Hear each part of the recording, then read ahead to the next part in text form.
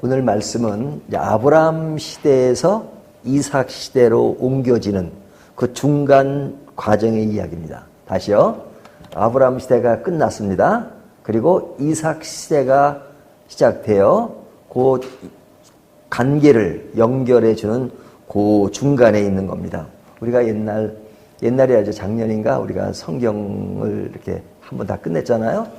근데 그때 할 때 이 시대를 분류할 때 이 족장 시대로 분류했죠. 이제 창조 시대 다음에 족장 시대. 이 족장 이야기가 아브라함, 이삭, 야곱, 요셉 이렇게 공부했잖아요.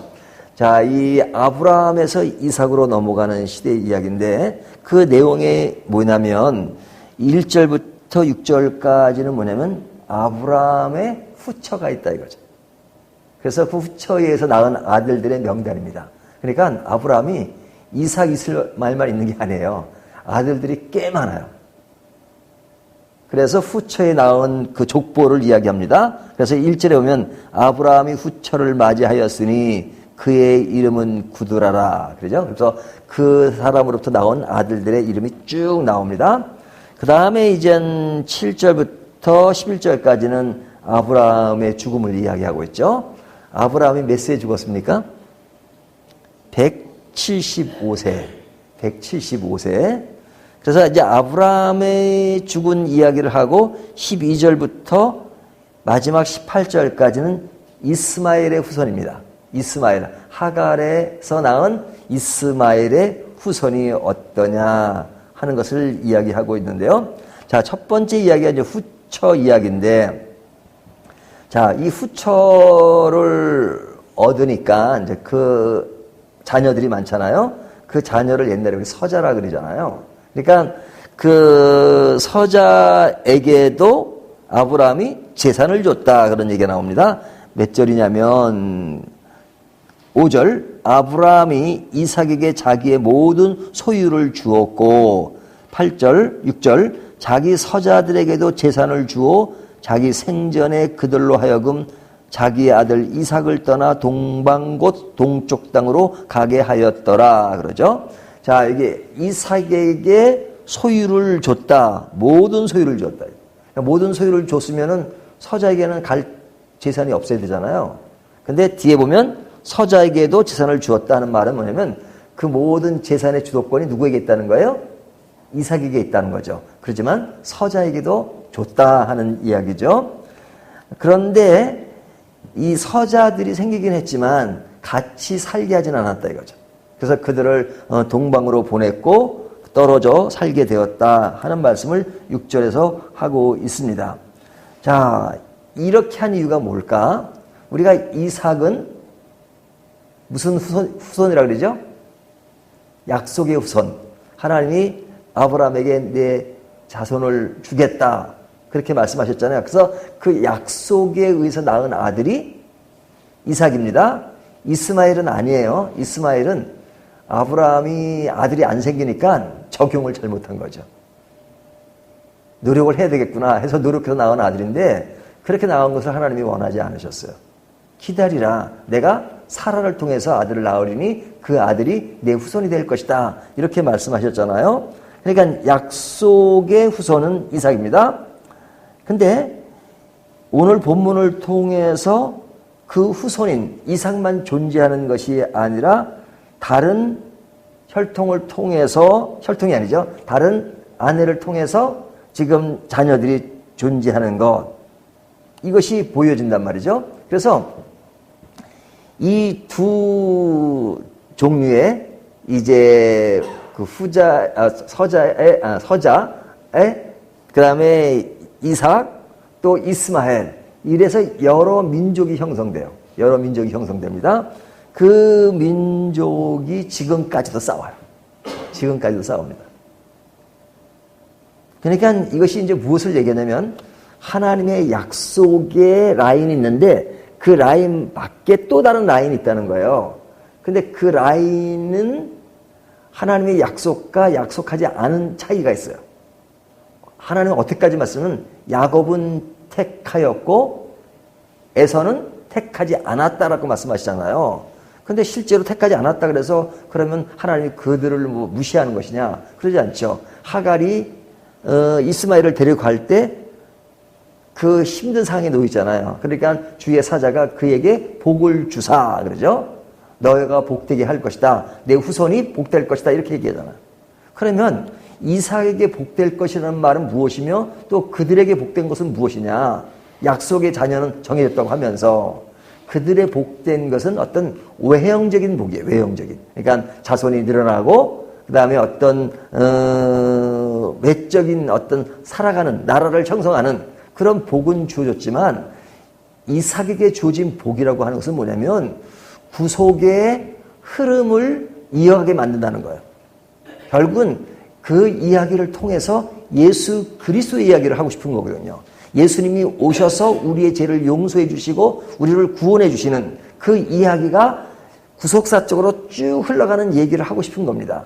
이것이 그 하늘의 별처럼 바다의 모래처럼이라는 것은 단순한 어떤 이스라엘 인구가 증가하는 것이 아니라 하나님의 백성이 하나님을 믿는 사람들이 증가되기를 원하는 하나님의 계획이라 이거죠.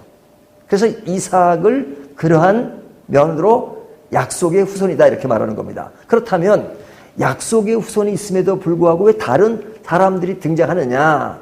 그것은 오늘 우리들이 겪는 상황과 똑같아요. 우리가 예수를 믿지만 주변에 예수를 믿지 않는 사람들이 엄청 많잖아요. 그들과 더불어 삽니다. 하나님 차원에서는 구별이 돼요. 믿는 사람과 믿지 않는 사람.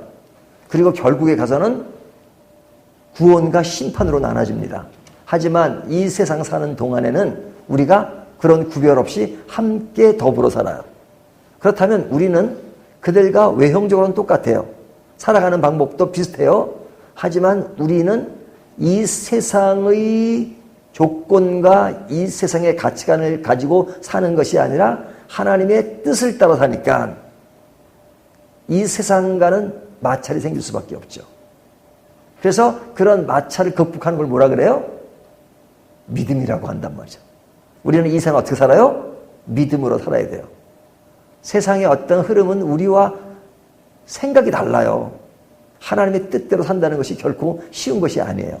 가치관이 다르니까. 하지만 그런 가운데서 하나님의 뜻을 받들어 살아가는 것. 그래서 성경은 이 세상을 어떻게 살아야 하는가 하는 것을 늘 말씀하시는데 그 말씀이 오늘 말씀 속에서 이삭의 후손과 다른 후손이 섞여 있다라는 것을 말씀해주고 있는 겁니다. 그리고 나서 12절부터 18절까지는 이스마엘의 후손입니다.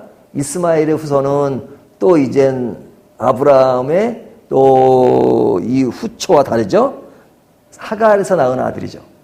그 아들 하갈의 아들을 통해서 이어지는 족보를 쭉 이야기하고 17절 보면 이스마엘은 향년이 137세의 기운이 닿여 죽어 그러죠. 137세에 이스마엘이 죽는 이야기를 합니다. 자, 그러면 앞에는 서자에 대한 이야기를 하고 뒤에는 이스마엘에 대한 이야기를 한단 말이죠. 그것은 이삭 외에 다른 형제들이 있다는 거예요. 배다른 형제들이. 그런데 그 중간에 이제 끼는 것이 굉장히 중요합니다. 이 히브리인들은요, 유대인들은 이 논리 구조가 우리처럼 이렇게 3단 논법이나 이렇게만 가지 않고 대부분 그 처음과 나중에 이렇게 뭘 얘기하고 그 주제를 가운데 끼워 넣는 경우가 많아요. 어떤 문장의 형식이. 그래서 이제 가운데 있는 것이 중요한데 가운데 있는 이야기가 뭐냐면 아브라함이 몇 세에 죽어요? 175세에 그가 나이가 높고 늙어서 기운이 다하여 죽어 자기 열조에게로 돌아가매 하면서 그 돌아간 이야기를 합니다. 그리고 무덤에 묻히죠. 어떤 무덤에? 막벨라 굴에. 막벨라 굴은 뭘 상징해요? 아브라함이 최초로 돈을 주고 땅을 산 겁니다. 그러니까 하나님이 약속의 땅을 주셨는데 땅을 자기 소유로 가진 건 없었어요. 한 평도. 그러다 처음으로 막벨라 굴을 사죠. 아내를 장사하기 위해서. 그리고 자기도 그 안으로 들어갑니다. 그러니까 하나님의 약속이 성취되는 그런 것들을 보여줍니다. 그래서 그 다음에 그러면서 이삭이 나오고 그 이삭의 복을 주셨고라고 11절에 이야기를 하죠. 자, 그러면 이 양쪽에 있는 그 사람들 중앙에 이삭이라는 존재가 있어서 항상 오늘날 식으로 표현하면 그리스도인들은 이 세상의 사람과 더불어 살아야 된다라는 이야기를 합니다. 근데 이제 아브라함이 175세에 죽었으면 그때 이삭의 나이는 몇 살 정도 됐을 것 같습니까? 이삭의 나이가. 예? 이삭을 몇 세에 낳았죠? 아브라함이 100세에 낳았잖아요. 그러니까 175세 죽었으니까 그때 이삭은 75세. 75세. 그쵸? 그러면은 이스마엘은요? 13살 위잖아요. 그러니까 거의 90세가 87세. 에? 그쵸? 그러면 아마 오늘 이 자리에 왔다면 제일 연세가 많으실 겁니다. 그쵸? 그러니까, 아브라함의 이야기를 보면 이들이 굉장히 나이가 이렇게 어려 보이잖아요. 하지만 세월이 흘러서 이들의 나이가 75세 또 87세 그리고 이스마엘은 세상을 떠나는 이야기가 또 표현되고 있잖아요. 자, 역사의 흐름은 이렇게 계속 진행되고 있습니다. 진행되는 가운데 그리스도인들이 세상 가운데 살아가는 이야기를 하고 있는 겁니다. 이것이 이상과 현실 속에 살아가는 우리들의 모습이에요. 그래서 그 안에서 우리가 어떻게 살아가야 되는가 하는 것을 성경은 늘 말씀하세요. 그것은 한마디로 이야기하면 믿음이다 이거죠. 제가 오늘은 조금 이제 교리적으로 좀 설명을 했는데 이거를 좀 더 다른 예를 통해서 아주 쉽게끔 설명을 해보겠습니다. 제가 늘 예를 드는 건데요. 시편 42편에 보면 내가 어찌하여 낙심하는고라는 말씀 있죠. 예, 낙심하는 거 목양용어입니다. 내가 어찌하여 낙심하는고 이런 말씀인데 이 낙심한다는 말은 이게 뒤집혀졌다는 말입니다. 예? downcast 뒤집혀졌다는 말. 그러니까 양이 뒤집혀진 상태를 말해요. 시편 42편 내가 어찌 뒤집혀졌는고 양을 향해서 하는 말입니다. 내가 어찌 뒤집혀졌는고 양이 뒤집혀지면 어떻게 돼요? 다리 4개가 하늘을 향해 있고 머리가 하늘을 향해 있습니다. 그러면 양은 이렇게 뒤집혀지면 죽어요. 예? 여름에는 1시간도 안 돼서 죽어요. 또 가을 되면 한 8시간 정도 간다 그래요. 그러니까 가스가 차가지고 죽습니다. 그러니까 죽는 거예요. 양은 죽는 거예요. 근데 양을 뭐로 비유하죠? 성도를 양으로 비유할 때가 많잖아요.